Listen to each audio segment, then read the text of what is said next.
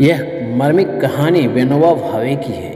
विनोबा भावे जब छोटे थे तब एक पड़ोसी का बच्चा भी उनके साथ उनके घर पर रहता था, जिसका पालन पोषण उसकी माँ ही क्या करती थी।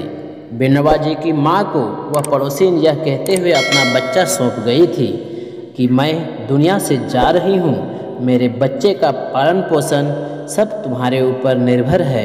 आज के बाद इसका पालन पोषण तुम ही करना।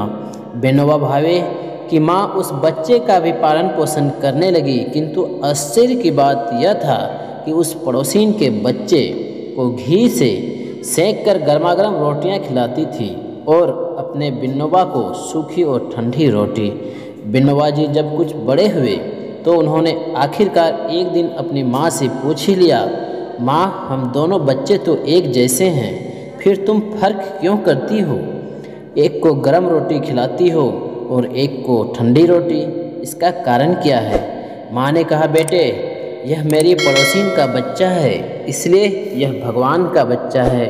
तू मेरा बच्चा है और तेरे साथ मेरी ममता जुड़ी हुई है, किंतु इसके साथ भगवान की जिम्मेदारियां जुड़ी हुई है, क्योंकि एक माँ अपने जिगर के टुकड़े को मेरी गोद में सौंप के चली गई है।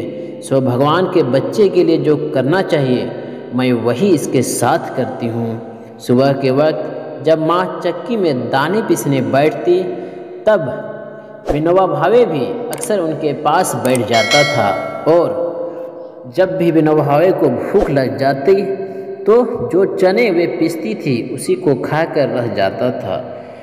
विनोबा भावे जी कहते हैं कि विटामिन ए, बी, सी आदि से युक्त भोजन तो शायद ही मुझे मिला होगा बचपन में, मगर जो प्यार और मोहब्बत की इंसानी खुराक माँ ने मुझे खिलाई, उसी की बदौलत ही आज मैं कुछ बन पाया हूँ। विनोबा भावे ने बड़े होकर संत बनने के पश्चात अपनी आत्मकथा में इस बात को लिखा था।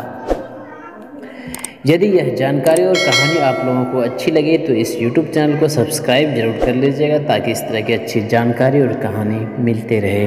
धन्यवाद।